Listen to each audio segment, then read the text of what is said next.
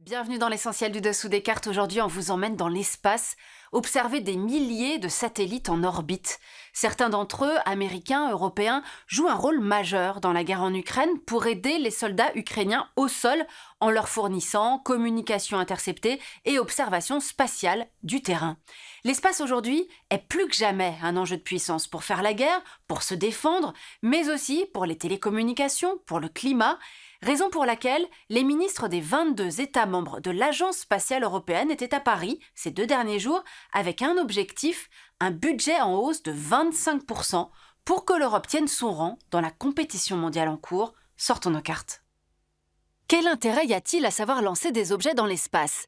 Première réponse militaire. Qui sait faire des fusées, sait faire des missiles.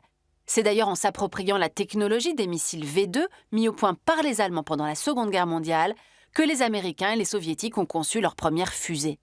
La course vers l'espace entre les deux superpuissances pendant la guerre froide a fait naître en même temps la terreur des missiles intercontinentaux. Ces missiles avec lesquels la Corée du Nord joue en 2022 avec les nerfs de l'ONU, Pyongyang ayant notamment lancé vendredi un missile qui a atterri au large du Japon. À l'instar de la Corée du Nord, la volonté de l'Iran et d'Israël de prouver l'efficacité de leur technologie spatiale peut se lire selon cette même stratégie de menace et de dissuasion réciproque. Il n'est d'ailleurs pas anodin que la liste des puissances spatiales recoupe en grande partie celle des puissances nucléaires. Maîtriser l'arme atomique et la technologie spatiale, c'est être une grande puissance. Mais ce qui motive le plus les États à s'imposer dans l'espace, ce n'est pas tant la volonté de s'y faire la guerre que d'avoir accès à ce point de vue global sur la Terre qu'offrent les satellites. Ils peuvent survoler n'importe quel lieu de la planète sans aucune restriction, et avec le perfectionnement des systèmes d'imagerie et de communication, c'est un enjeu stratégique majeur du monde qui vient. Fin 2021, on comptait environ 5000 satellites gouvernementaux et privés, on pense notamment à ceux de l'américain Elon Musk en orbite. Au total, 2944 étaient américains, 594 européens, 499 chinois. Aujourd'hui, on vous emmène à Kourou. Nous sommes ici en Amérique du Sud, mais nous sommes aussi dans une commune de la Guyane française. Kourou, connu autrefois pour ses bagnards, et depuis 1968 pour son centre spatial, y ont accès les 22 pays membres de l'Agence spatiale européenne.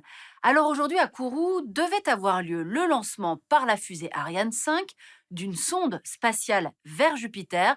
Ce ne sera pas pour cette fois, mais c'est l'occasion pour nous de nous poser une question géopolitique. Pourquoi aller dans l'espace a toujours été une histoire d'ambition? Les premières victoires spatiales furent soviétiques. Premier satellite, premier homme en orbite, puis première sortie extravéhiculaire, valorisée comme la preuve de la supériorité du modèle soviétique sur le modèle capitaliste. Ce qui poussera les Américains à prendre leur revanche en 1969 avec Neil Armstrong qui plante leur drapeau sur la Lune. Dans la foulée, les nouvelles puissances veulent elles aussi être du voyage. Exemple le Japon. Ce pays où toute ambition militaire avait été prohibée après 1945 a semblé compensée par une ambition spatiale. Résultat, la réussite de ses missions d'observation de comètes ou d'astéroïdes a développé sa réputation internationale dans le domaine des hautes technologies. Et aujourd'hui, la JAXA, agence spatiale japonaise, travaille à développer fusées et voyages commerciaux. Citons également le cas de l'Inde, laquelle a beaucoup misé sur l'espace pour conforter son image de puissance dès les années 1960. Plus tard, en 2014, la sonde indienne Mangalyaan a même atteint la planète Mars. La mission a été déclarée comme terminée par l'ISRO, l'agence spatiale indienne, en octobre 2022. L'Inde qui longtemps dépassait sa grande rivale chinoise dans le domaine spatial.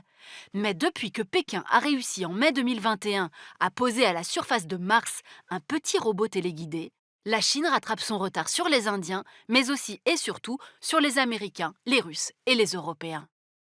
Et on termine avec les Émirats. En plaçant en février 2021 une sonde autour de l'orbite de Mars, ils sont devenus les premiers du monde arabe à réussir ce type d'exploit.